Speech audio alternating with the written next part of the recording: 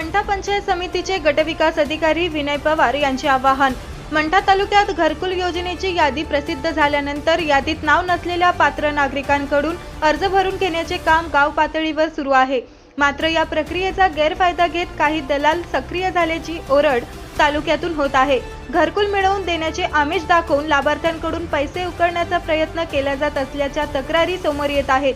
यामुळे घरकुलाच्या आशेने असलेल्या लाभार्थ्यांनी अशा दलालांच्या भूलथापांना बळी पडू नये। घरकुल योजनेचा लाभ मिळवून देण्यासाठी कोणालाही 1 रुपयाही देऊ नका, असे आवाहन मंठा पंचायत समितीचे गटविकास अधिकारी विनय पवार यांनी केले आहे। तसेच पंचायत समितीचा कोणताही कर्मचारी घरकुलाच्या कामासाठी पैसे मागत असल्यास त्याबाबत तात्काळ पंचायत समितीकडे तक्रार करावी। संबंधित व्यक्ती किंवा दलाल पैसे मागत असल्यास नागरिकांनी त्याची माहिती प्रशासनाला द्यावी, असेही गटविकास अधिकाऱ्यांनी स्पष्ट केले। घरकुल मिळवून देतो म्हणून पैसे मागणाऱ्यांपासून सावधान। पात्र लाभार्थ्यांनी कोणत्याही आमिषाला बळी न पडता अधिकृत यंत्रणेशी संपर्क साधावा, असे प्रशासनाकडून आवाहन करण्यात आले आहे।